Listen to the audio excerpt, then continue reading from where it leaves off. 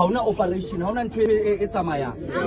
So rona re le mphakathi, we've saved this mall before, but the same people that have saved the mall are the same people that have been killed. So ntho re tlo etsang is that akina mantswe a mangata, but re tlo kwala mall and we are planning to close the mall for 7 days.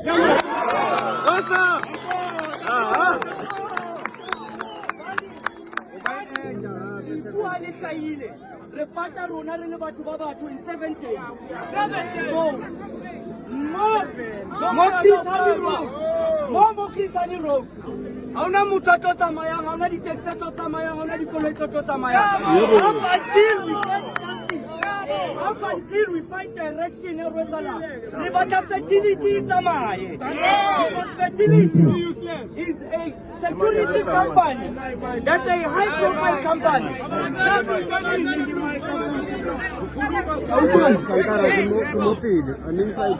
So we are going to close the mall for 7 days, as I've said. We also want fertility to be suspended from Aponya. Because what kind of a security company lets brutality like this happen? So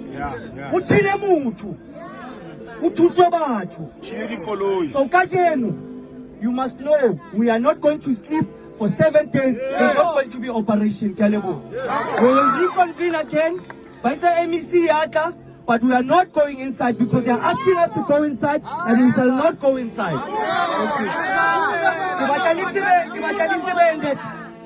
We as the community have the power. We already know that Pops has been dispersed. So that at the end of the day, Pops. So we are pleading to the community that let us make sure that we are all safe in everything that we do. Ladies and gentlemen, boys and girls, saints and the sinners, for context in what you've just really seen in that video, the residents of Soweto are protesting, and it's got something to do with the Uber driver by the name ᴍᴏᴛᴇʀᴅ Mvelase, who is of late now, who was brutally killed in one of the most inhumane and vicious ways you can possibly imagine. It is alleged that he was followed by some of the members of the taxi association around Maponya Mall who have got a point of issue with Uber and Bolt drivers on the e-hailing platform, picking up clients from what they deem to be part of their turf or territory. And the details of his death are extremely gruesome, horrific, and grotesque. He was killed in one of the most inhumane ways you can possibly imagine. What ended up happening, as you can see in the video, these guys viciously followed him. They shot him in cold blood, and on top of that, they touched his car and set it on fire. Extremely gruesome, extremely horrific experience. The brother died a very painful death.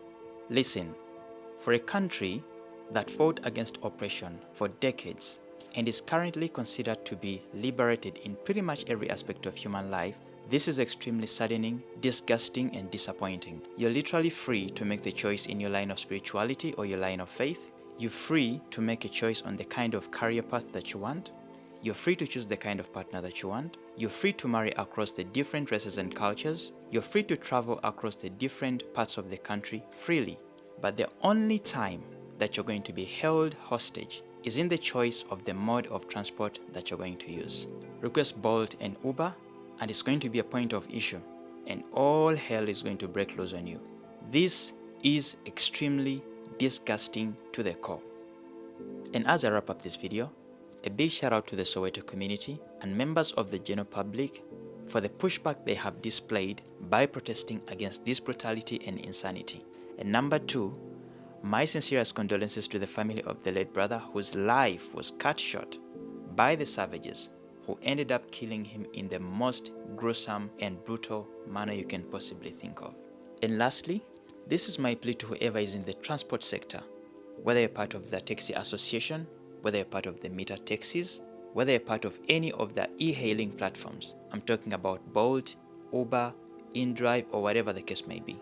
Please understand that you are your brother's keeper. Please understand that you are your sister's keeper. The very same people that you're trying to murder, the very same people that you're trying to kill, the very same people that you're trying to subject to all forms of inhumane atrocities, the very same people that you're trying to annihilate and subject to all forms of violence, are the future of this country, your country. Stop with the senseless killings. Enough with the killings. You should do better. That's it, ladies and gentlemen. Until next time, peace out. Danke.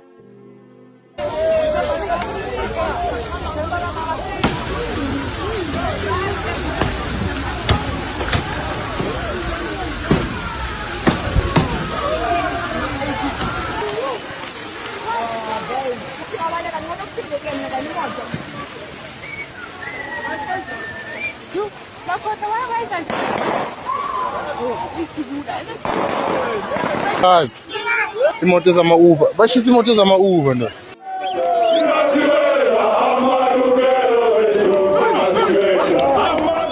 Uber doesn't care about the laws of the country. Somebody sitting in Los Angeles, where Uber is its offices, but has got an app that is in here in Pretoria where everybody will be registered there. Just you look at yourself. But what about those people who created, to create a business is not a one day. To create a business, it takes a lifetime. Nobody should operate outside the law or above the law, whether you Uber or anybody else. And in this regard, we are told that these people, they do not have the license, they register something else and operate as something else. So that cannot be allowed. My concern with Uber is exploiting us. Uber, they steal our job. We don't want Uber here in South Africa. Uber, we must ban Uber. We must destroy Uber. And our government must support us to destroy Uber. They mustn't use Uber because they allow Uber to operate here.